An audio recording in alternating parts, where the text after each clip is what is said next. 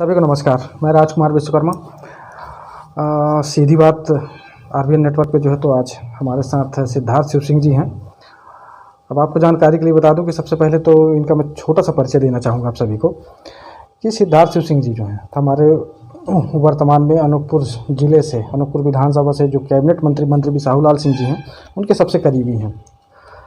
यहाँ पर आज इनसे कुछ खास चर्चाएं करते हैं जिनसे ये जानने का प्रयास करते हैं कि यहाँ की राजनीति, यहाँ का कल्चर और इस क्षेत्र की समस्याओं के बारे में। और एक सबसे बड़ा प्रश्न जो कि लगातार 1.5 वर्षों से चला आ रहा है, आपने देखा होगा कि अचानक कांग्रेस से कुछ लोग उठ कर के भाजपा में आए, तो कई सारे कारण होंगे इस पर, लेकिन सबसे पहले जो है तो हम इनसे आज चर्चा करते हैं।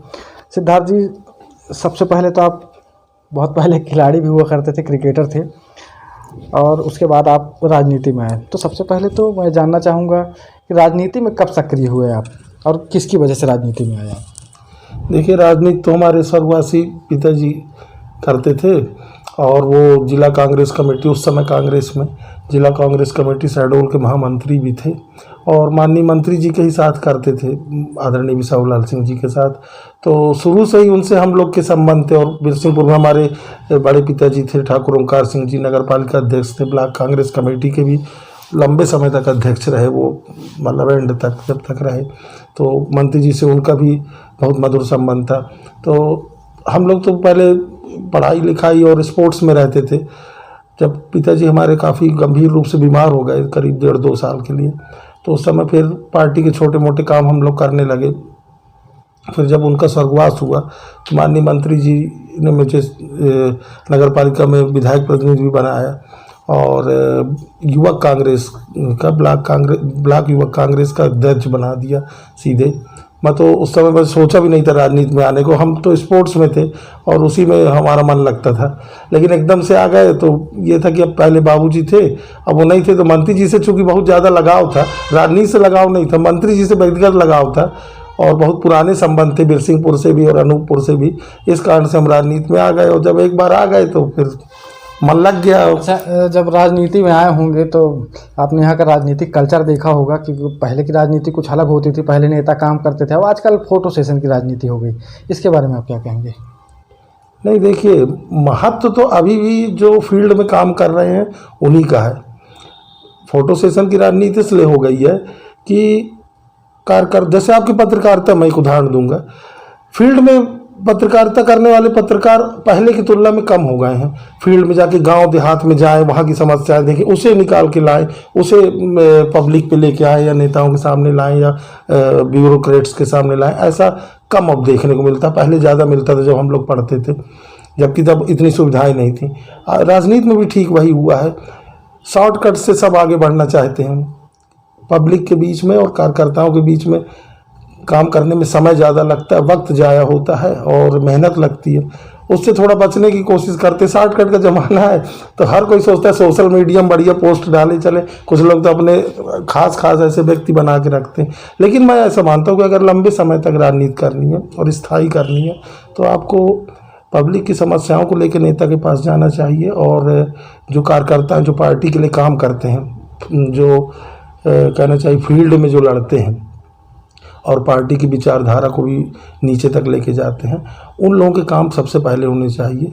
और जैसे मैं जिला मुख्यालय में निवास करता हूँ, तो अब जैसे हम लोग भारतीय जनता पार्टी में हैं मंत्री जी के साथ, तो हमारे जिला अध्यक्ष जी कोतमा में हैं और भी कई पदाधिकारी दूसरे जगहों पर हैं, तो बहुत से काम जिला मुख्यालय संबंधी होते हैं। मेरे पास बहुत से लोग आते हैं, तो कोशिश ये रहती है कि सभी के काम हो सकें और यही स्थायी तरीका है लंबे समय तक अगर राजनीति करना है। अब जब कर ही रहे हैं तो करना ही है, तो फिर स्थायी तरीका अपनाया जाए, शॉर्टकट क्यों अपनाया जाए, ये है। और सभी को करना चाहिए।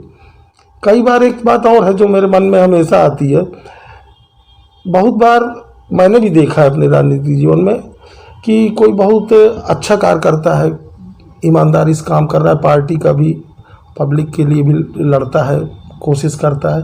कई बार उसको वो जगह नहीं मिल पाती जो जगह उसको मिलनी चाहिए। और ऐसा होता है, सभी राजनीतिक दलों में होता है कि शॉर्टकट से जो लोग निकलते हैं तो वो लोग ऊपर पहुंच जाते हैं, और जो वास्तव में जिसको जो डिज़र्व करता है कि उसको बड़ा पद मिले या उसको वैसी जिम्मेदारी मिले, नहीं मिल पाती है। लेकिन ऐसा होता, देखिए क्रिकेट में भी ऐसा होता, कई बार ऐसे सिलेक्शन हो जाते हैं जो खुद भी समझ में नहीं आते हैं। कई लोग रणजी ट्रॉफी में बहुत रन बनाते हैं, ढेरों दोहरे शतक तीरे, लेकिन टेस्ट टीम में नहीं आ पाते हैं। तो ऐसा तो हर फील्ड में हो ही जाता है। आप कितनी भी अच्छा मतलब अच्छे तरीके से काम करें या अच्छे लोगों को लेने की कोशिश करें, कहीं ना कहीं कुछ मिस हो ही जाता है। तो राजनीति में भी ऐसा होता है, कभी कभी पीड़ा भी होती है कि इस व्यक्ति को तो और ऊपर होना चाहिए। देखिए क्या होता है, अब अगर एक किसान फसल उगाता है तो स्वाभाविक सी बात है कि किसान की मेहनत है। तो यहाँ पर भी मुझे लगता है, क्योंकि देखिए आज मैं देख रहा हूँ जो पहले की अपेक्षा आज कार्यकर्ताओं में एक अलग सी पीड़ा महसूस होती है, देखने को मिल रहा है। आज कार्यकर्ता कहीं ना कहीं दुखी है। तो कार्यकर्ताओं को आखिर चाहिए क्या? देखिए, कार्यकर्ताओं को तो सबसे पहले सम्मान चाहिए। हम भी जब राजनीति में आए थे तो सबसे ज़्यादा अपेक्षा इसी बात की थी कि सम्मान मिले। अपना काम धंधा कर ही रहे हैं, जो भी काम है अपना, तो उससे तो अपना चल ही रहा है। और कार्यकर्ता भी जो होता है वो राजनीति में जब वो आता है तो कहीं ना कहीं उसको ये लगता है कि वो 4 लोगों का काम कराएगा, तो उसका अपने मोहल्ले में, अपने गांव में, अपने पंचायत में या अपने कस्बे क्षेत्र में या ज़िले में, जहां भी वो जिस स्तर पर काम कर रहा है, उसे वहां पे कम से कम पब्लिक उसको नॉलेज मिलेगी और उसे थोड़ा सा लोकप्रियता मिलेगी, सम्मान मिलेगा। ये सबसे पहली अपेक्षा होती है। देखिए, बहुत से लोग व्यवसायिक नज़रिए से भी आते हैं और ऐसे लोग सभी दलों में होते हैं। कोई अगर ये कहे कि नहीं किसी एक ही दल में ऐसे लोग ज़्यादा हैं, तो ऐसा नहीं है। व्यावसायिक नज़रिए से राजनीति करने वाले लोग भी बहुत आते हैं, लेकिन मैक्सिमम ज़्यादातर लोग जो होते हैं वो सम्मान के भाव से आते हैं। वो इस भावना के साथ आते हैं कि हम कुछ काम करेंगे, किसी का हम प्रधानमंत्री आवास दिलवा देंगे, कोई अगर बीमार है तो उसको हम मुख्यमंत्री सहायता दिलवा देंगे, या किसी के मान लीजिए गलत सीमांकन हो गया तो उसका हम जाके तहसीलदार से अपील करा के और मतलब बोल के राजनीतिक प्रभाव का उपयोग करके उसके साथ न्याय करा देंगे, तो हमारा नाम होगा, हमको 4 लोग सम्मान करेंगे। मैक्सिमम यही थिंकिंग रहती है ज़्यादातर कार्यकर्ताओं की। 80%, 20% तो व्यावसायिक होते ही हैं। तो अब इसे टाला भी नहीं जा सकता है, ये तो हर दल में रहते हैं। कुल मिला के मतलब ये हुआ कि कुछ लोगों को संरक्षण चाहिए राजनीति में, ताकि उनकी पहुंच पहचान भर बराबर बनी रहे, उनके काम चलते रहें। यही हो गया। नहीं, इसे संरक्षण नहीं कहेंगे, मैं इसको दूसरे तरीके से बोलूँगा। क्या है, जैसे आप व्यवसाय कर रहे हैं, कोई ऐसा व्यवसाय कर रहे हैं जिसमें कहीं ना कहीं आपको लगता है कि आपके लिए मुश्किलें आएंगी या आपका शोषण हो सकता है। ऐसे भी बहुत से व्यवसाय हैं जिसमें व्यवसायी को या ठेकेदार को ऐसा लगता है कि कोई उनका शोषण कर लेगा अगर वो राजनीति में नहीं रहेंगे। तो वो इस कारण से भी राजनीति में आते हैं कि उनको कोई ब्लैकमेल ना करने पाए। अगर वो राजनीति में रहेंगे तो जल्दी कोई ब्लैकमेल नहीं कर पाएगा। ये भी एक कारण होता है। इसे संरक्षण नहीं कहना चाहिए। संरक्षण की तो फिर परिभाषा में बहुत चीज़ें आ गई। ऐसा नहीं है। बहुत से लोग मैक्सिमम इसलिए आते हैं कि वो अपने आप को सेव कर सकें, अपने बिजनेस को सेव कर सकें, इसलिए भी आते हैं। नीयत उनकी खराब नहीं होती। अभी जो है आपने देखा होगा कि अगर अनूपपुर ज़िले की बात करें, आज इस अनूपपुर ज़िले की कमान जो है तो हम देख रहे हैं, हमारे यहाँ लगातार कलेक्टर एसपी भी बदलते रहे हैं, लेकिन एक जो अपराध का ग्राफ है आपने देखा होगा। अभी हाल फिलहाल जैसे एसपी साहब ने सूदखोरों पर जो है तो कार्रवाइयाँ की, कुछ तस्करों पर भी कार्रवाइयाँ हुई। ऐसे में एक छोटी सी समस्या और सामने आई, आपने सुना होगा काफ़ी गौ तस्करी के मामले, गौ तस्करों का, जिसमें कई नेताओं के हाथ भी होते हैं, लेकिन आज उन पर कोई जो है तो ना उंगली उठा रहा है, ना किसी तरह कोई कार्रवाइयाँ हो रही हैं। देखिए, ये सब बातें आती तो हैं, लेकिन आज तक कभी कहीं पर भी ऐसा कोई एविडेंस नहीं मिला है कि किसी नेता कोई नेता इसमें शामिल है। ऐसा कोई एविडेंस भी नहीं। मीडिया तो अपने डिस्ट्रिक्ट की बहुत ज़्यादा सक्रिय है।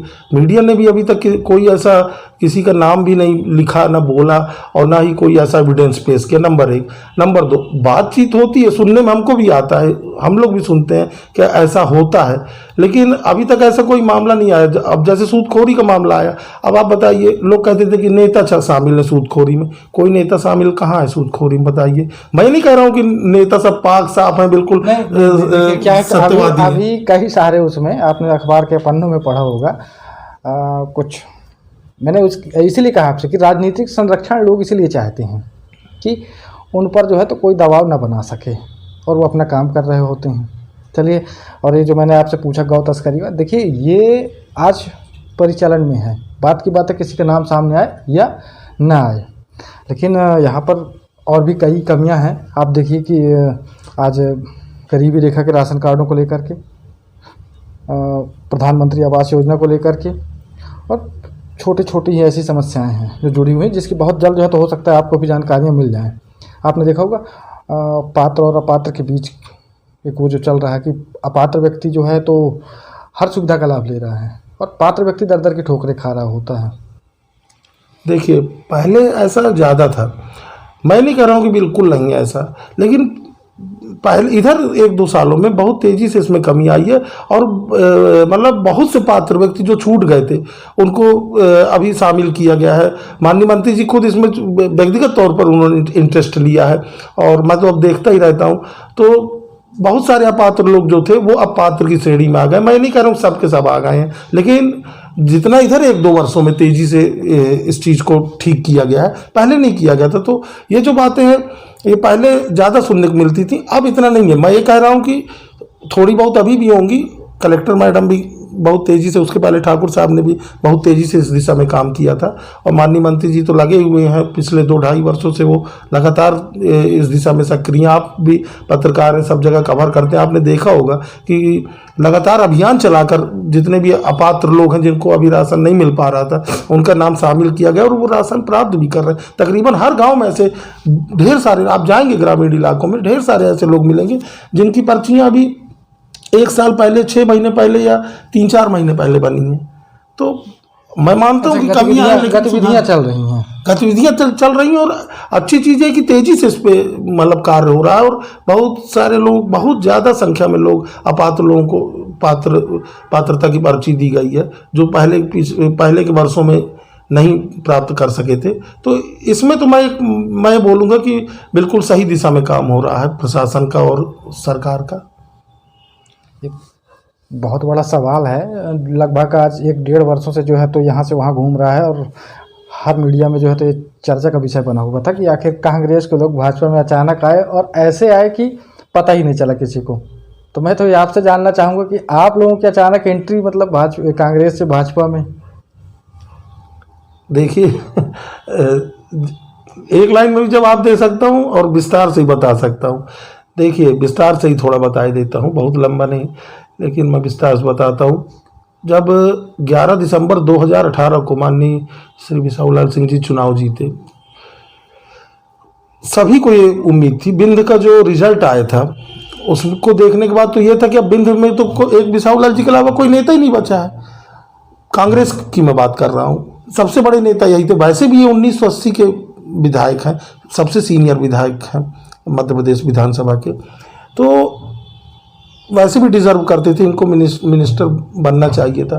जब 25, जहाँ तक मुझे याद है 25 दिसंबर की तारीख थी, 25 दिसंबर 2018 को मंत्रिमंडल का गठन हुआ। हम लोग सब इंतजार कर रहे थे कि कब ये घोषणा होगी, उनका नाम आएगा, वो शपथ लेने जाएंगे। ऐसा कुछ नहीं हुआ।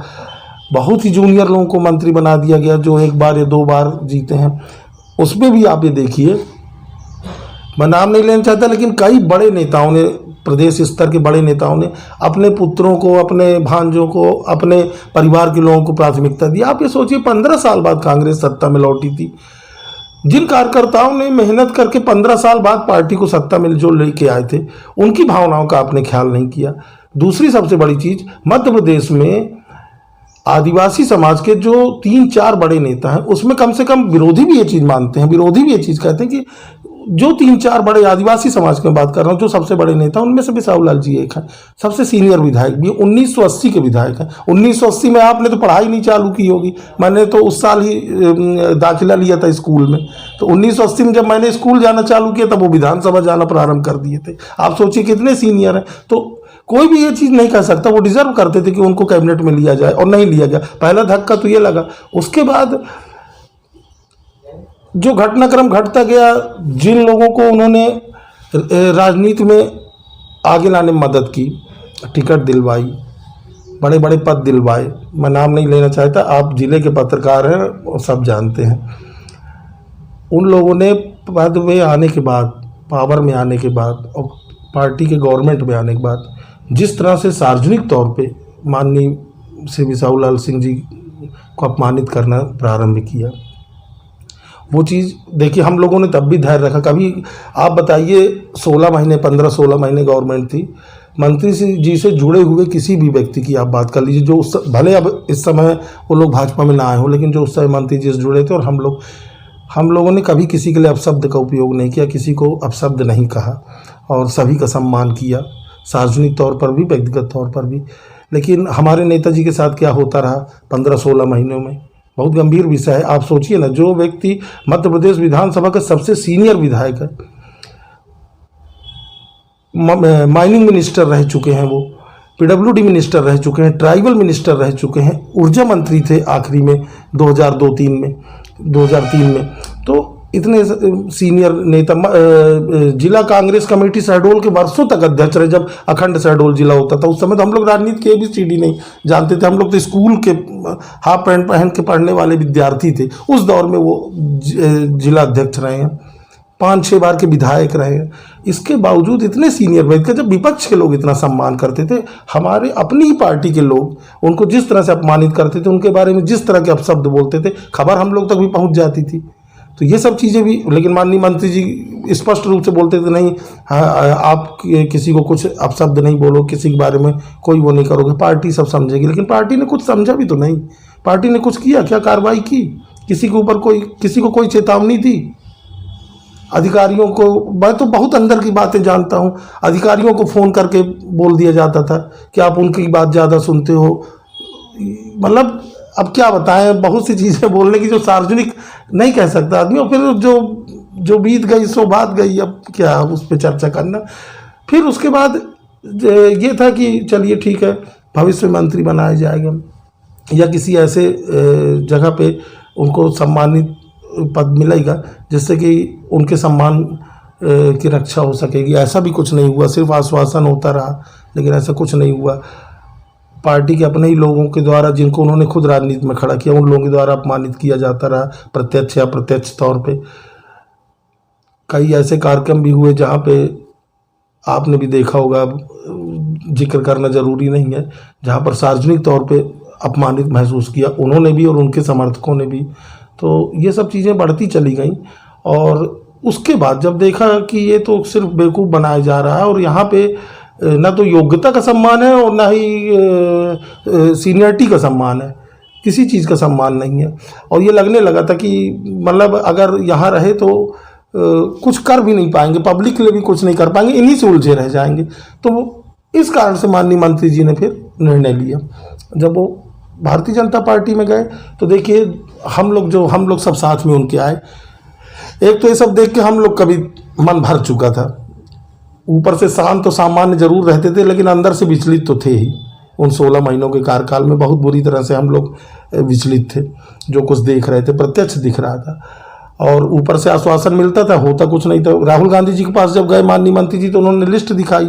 मंत्री जी ने अपने कई इंटरव्यू में बोला है कि उसमें मेरा नाम तीसरे नंबर में शायद था, कि दूसरे या तीसरे नंबर में था। आपने भी एक इंटरव्यू किया था, उसमें भी उन्होंने बोला था, आप भी शामिल थे उस पत्रकार वार्ता में। तो आप ये बताइए, कांग्रेस के राष्ट्रीय अध्यक्ष जो लिस्ट दिखाई गई है उसमें उनका नाम है, और भोपाल तक वो लिस्ट पहुंचती है उसमें उनका नाम कट जाता है।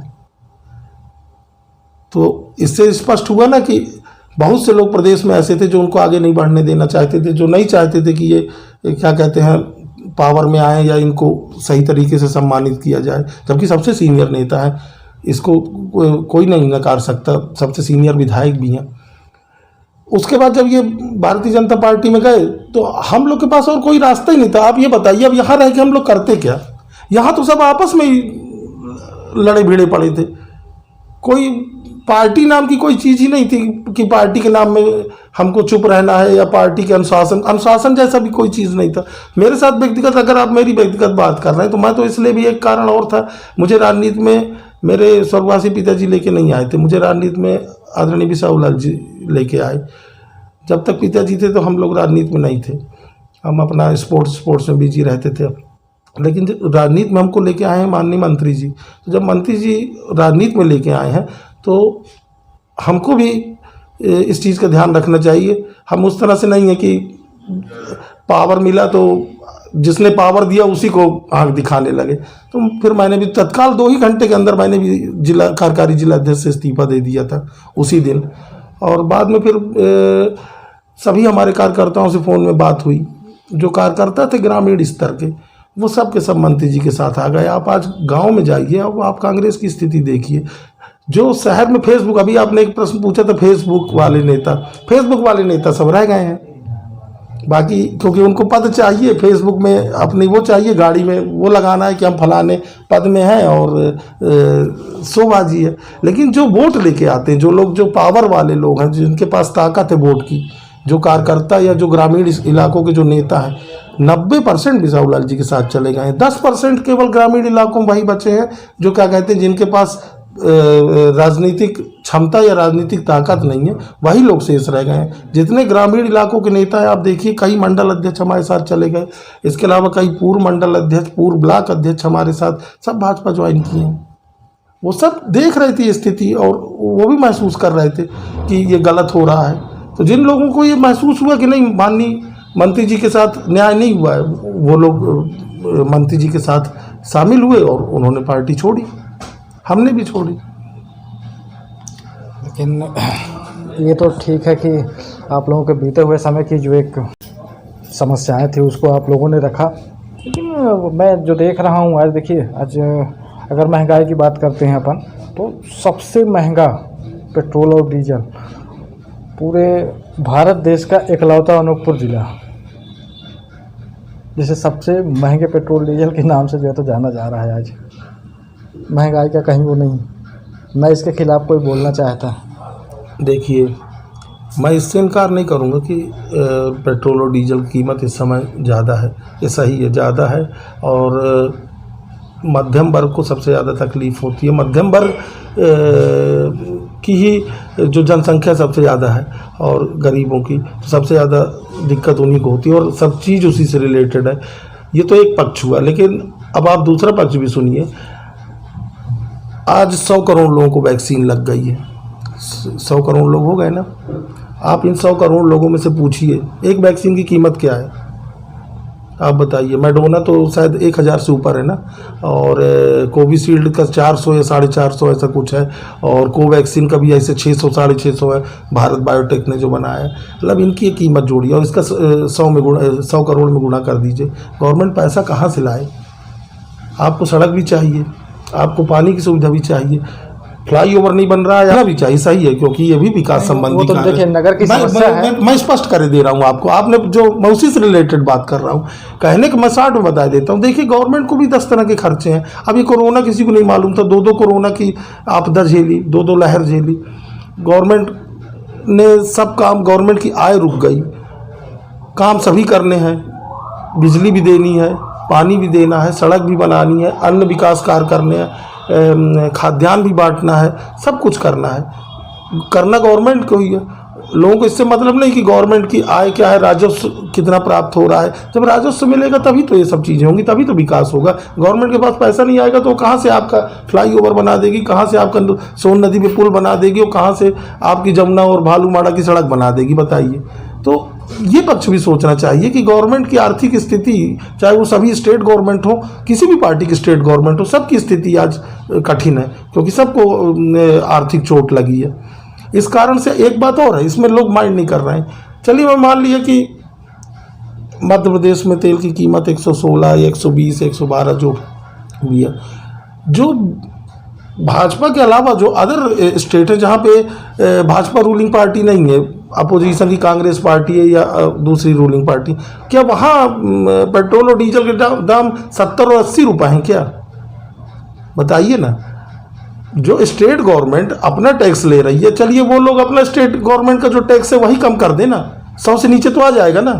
जिन राज्यों, मान लीजिए राजस्थान है, छत्तीसगढ़ है बगल में, यहाँ की जो स्टेट गवर्नमेंट है ये अपना जो स्टेट गवर्नमेंट का टैक्स वसूल रही हैं इसको कम कर दें, तो ऑलरेडी जो कीमत 116 रुपये या 112 रुपये वो 100 के तो अंदर आ ही जाएगी ना। ये एक बड़ी राहत होगी कि नहीं होगी? तो आरोप लगाने के पहले आप, वह गांधी जी कहते थे कि जैसा चाहते हो पहले वैसा बनो, तो आप भी भैया पहले कम कर दीजिए। कोई नहीं। देखिए, गवर्नमेंट को, उनको भी सरकार चलानी है, उन्हें भी विकास कार्य करने, तमाम योजनाओं को पूरा करना है। इस कारण से उनको भी पैसे की ज़रूरत है, ये एक बड़ा कारण है। लेकिन मुझे पूरी उम्मीद है कि अब धीरे धीरे स्थितियां ठीक हो रही। अब 100 करोड़ वैक्सीनेशन हो गया है। गवर्नमेंट के इसमें कितने अरबों खरबों रुपए लगे होंगे, किसी से पैसा नहीं ले गया, मुफ्त वैक्सीनेशन हुआ है।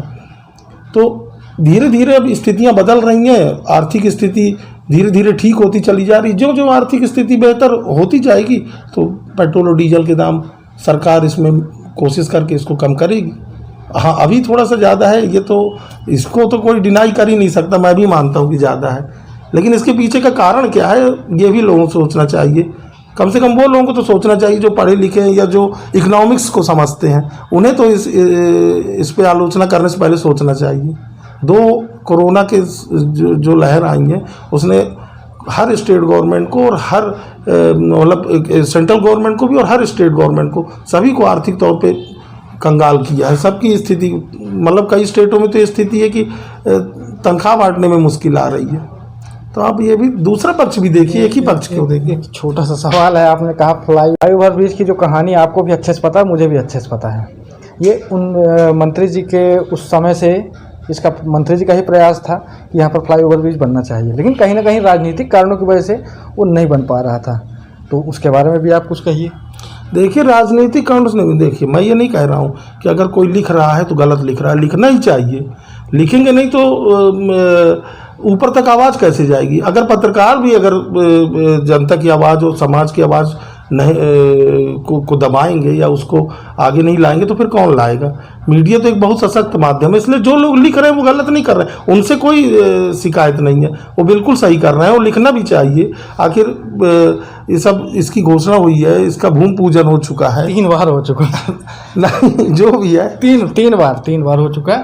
पहले कब हुआ थे तो अभी तो माननीय मुख्यमंत्री जी ने किया था, और उसके बाद अब केवल जो मेरे पास जानकारी है, देखिए मैं जो जितना मुझे पता है, इसकी केवल ड्राइंग कंप्लीट नहीं हुई है। संभवतः ये दीपावली के आसपास तक कंप्लीट हो जाएगी या उसके 2-4 दिन पहले या बाद में, और उसके बाद काम चालू हो जाएगा। अभी क्या कहते हैं, प्रशासन ने जो कुछ अतिक्रमण है वो हटाए हैं, अभी 2-3 दिन तक जेसीबी वगैरह लगा के अतिक्रमण वगैरह हटाए हैं। कुछ लोगों ने जिनके मुआवजे मिल गए हैं, आप देखिए फाटक के उस पार दीवार भी उन्होंने अपने डिस्पोज कर दी है। तो अब काम धीरे धीरे बढ़ रहा है, और जैसे ड्राइंग, मुझे जो जानकारी है अभी तक की, ये 1 हफ्ते पहले तक की, कि ड्राइंग अभी कंप्लीट नहीं हो पाई है। ड्राइंग जैसे ही कंप्लीट हो जाएगी काम चालू हो जाएगा। आपके अनूपपुर का एक सबसे बड़ा महत्वपूर्ण विषय है, आपके घर के जस्ट सामने ही जो है तो बस स्टैंड है। आपने देखा होगा कि आने जाने में कभी कभी आवागमन इतना अवरुद्ध हो जाता है, जाम लग जाता है। उसके लिए भी आप लोग जिला प्रशासन के पास कुछ बात रखेंगे या मंत्री जी से रखेंगे कि भाई यहाँ पर की जो असुविधाएं हो रही हैं तो उसमें भी कुछ ऐसा होना चाहिए? क्योंकि आज बड़े बड़े शहरों में देखिए, आज फ्लाईओवर ब्रिज बड़े बड़े बनाए गए और ट्रैफिकिंग के सिस्टम बनाए गए, और फिर ये तो जिला मुख्यालय है आपका। देखिए, बस स्टैंड के लिए जगह तो छोटी है अब आज की तारीख में, और अनूपपुर नगर पालिका क्षेत्र में मुझे नहीं लगता कि बस स्टैंड के मतलब जितनी ज़रूरत है ज़मीन की, उतनी ज़रूरत, मतलब उतनी ज़मीन नगर पालिका क्षेत्र के अंदर हो। तो थोड़ा सा बाहर तो जाना ही पड़ेगा। और आप किसी बड़े शहर में देखिए, बस स्टैंड हो या स्टेडियम हो, ये सब चीज़ें शहर के थोड़ा सा बाहर ही होती हैं, क्योंकि शहर के अंदर इतने घनी बस्तियां होती हैं और सरकारी ज़मीन मैं इसीलिए पूछ रहा हूँ। देखिए, क्या अब आपके जस्ट ये जो रोड है इसके बगल में होता है, जी जी, तो समस्याएं भारी होती हैं। हाँ, मैं तो रोज़ देखता हूँ। तो हमने देखा, जैसे शहडोल आप चले जाइए, उमरिया चले जाइए, शहर के बाहर ही बस स्टैंड है। तो ऐसी कुछ व्यवस्थाएं यहाँ भी होनी चाहिए। इसके लिए मैं कहूँगा आपसे कि भाई आप लोग क्या चर्चा करने वाले हैं? नहीं, हम चर्चा करने वाले नहीं, हम लोगों ने मंत्री जी से बात की है, और मंत्री जी, अभी पिछले महीने भी इस विषय पे चर्चा हुई थी, और मंत्री जी ने इसके लिए निर्देशित भी किया है, और मेरे ख्याल से बहुत जल्द ही इसके लिए ज़मीन मतलब तलाश ली जाएगी, और मतलब इसी कार्यकाल में मंत्री जी के बस स्टैंड का भी निर्माण हो जाएगा, ऐसा मेरे को भरोसा है, क्योंकि उन्होंने भी बड़ी गंभीरता से इस बात को लिया और इसके लिए निर्देश भी किए। और मेरे ख्याल से आसपास अनूपपुर नगर पालिका क्षेत्र के अंदर अगर नहीं मिलती तो आसपास के ग्रामीण इलाकों में जो लगे हुए हैं, अनूपपुर से बिल्कुल सटे हुए हैं, वहाँ पे सरकारी भूमि ढूंढ के और वहाँ पे बस स्टैंड का निर्माण करा दिया जाएगा। एक आखिरी सवाल है मेरा आपसे कि राजनीतिक विचारधाराओं में यहाँ पर काफ़ी सारे लोग जुड़े हुए हैं, कुछ पुराने कुछ नए सभी हैं, लेकिन एक अच्छा जनप्रतिनिधि और स्वच्छ राजनीति कैसी होनी चाहिए? देखिए, अच्छे जनप्रतिनिधि पहले अच्छे जनप्रतिनिधि की बात कर लें। अच्छे जनप्रतिनिधि को ज़्यादा से ज़्यादा क्षेत्र में आना चाहिए, क्षेत्र में रहना चाहिए, क्षेत्र के विकास करना चाहिए, सबसे महत्वपूर्ण है। पब्लिक एक पार्षद चुनती है तो इसलिए चुनती, मैं भी पार्षद रहा हूँ, इस कारण से चुनती है कि पानी की समस्या ना हो, घर के बाहर जो गंदगियाँ सड़क पे और ये कोई भी समस्या है। हाँ, तो उससे ही अपेक्षा करती, जो विधायक से अपेक्षा करती वो ये है कि सड़कें बन जाएं, स्कूल अच्छे बन जाएं, सामुदायिक भवन अच्छे बन जाएं, सिंचाई की अच्छी परियोजनाएं आ जाएं, जैसे कि बिसौलाल जी ने भी मवहरी में और यहाँ एक गांव और है, मैं नाम याद नहीं आ रहा है, उसके बगल में वहाँ पे किया है। इसके पहले भी उन्होंने कई गांव में किया, और वो 6-7 ग्रामीण इलाके, शायद 8 या 7 का प्रोजेक्ट है, उसे भी शायद उन्होंने पास करा लिया है, या मतलब एग्जैक्टली मेरे को याद नहीं है, लेकिन मतलब पास होने वाला है। इधर अपने पसला बिजौड़ी चरतरिया टोला इधर डैम बना के और सिंचाई की सुविधा देने का, और बरबसपुर और इधर के कुछ गांव हैं, धनगांवा अनगांवा, यहाँ पे भी क्या कहते हैं स्टाफ डैम बन रहा है। धनपुरी जलाशय और चोलना जलाशय का काम चालू है, मतलब गति में है, और मेरे ख्याल से 1 वर्ष के भीतर ही ये कंप्लीट हो जाएगा। तो ये दोनों जलाशय जो बनेंगे तो एक बड़े क्षेत्र को सिंचाई की सुविधाएं मिल जाएगी। तो हर जनप्रतिनिधि को यही करना चाहिए, यही उसकी ड्यूटी है। मेन जो उसकी बेसिक ड्यूटी है वो ये है कि वो विकास कार्य करवाए, और दूसरा प्रशासन को थोड़ा सा सख्त रखे। अच्छी स्वच्छ राजनीति की आप बात की है, तो स्वच्छ राजनीति तो मैंने शुरू में ही आपसे बोला कि अपने कार्यकर्ताओं का और अपने पब्लिक का, जहां आप रहते हैं या जिस क्षेत्र को आप बिलोंग करते हैं, उस क्षेत्र के लोगों के जो छोटे मोटे काम हैं वो आप अपने राजनीतिक प्रभाव के माध्यम से उनके काम कराएं, उनको न्याय दिलाएं। यही सही तरीका। इसमें वक्त ज़्यादा लगता है, लेकिन ये स्थायी और ठोस तरीका है, और इस तरह की राजनीति करने से आप धीरे धीरे ही सही, लेकिन आप पीछे बैक नहीं होंगे, आप आगे ही बढ़ेंगे। जो आपने एक बात बोली वो उसमें बैक होने के चांस बहुत ज़्यादा है, लेकिन इसमें बैक होने के नहीं। हाँ, उसमें बैक होने के चांस बहुत ज़्यादा है, इसमें बैक होने के चांस बिल्कुल नहीं। इसीलिए इस बार आपकी पार्टी ने कई नेताओं के कुर्ते टंगा दिए हैं खूंटे पे। अरे नहीं, अब ये भाई ये आप पत्रकार लोग को मालूम होगा, अपन को तो नहीं मालूम ऐसा कुछ। ठीक है सिद्धार्थ जी, आपने हमें समय दिया, बहुत बहुत धन्यवाद। इसके आगे जो है तो हमारी मुलाकात ऐसी ही शख्सियत से होती रहेगी, और कुछ ऐसे ही मुद्दों पर हमारी चर्चाएं लगातार होती रहेंगी। हमारा प्रयास होता है कि हम जन समस्याओं को लेकर के आप तक सामने आए, और आप जैसे लोगों, नेताओं से और जनप्रतिनिधियों से हम ऐसी ही चर्चाएं करते हैं। तो हमारा आगे का प्रयास होगा कि ऐसी चर्चाएं होती रहें। मैं राजकुमार विश्वकर्मा, धन्यवाद।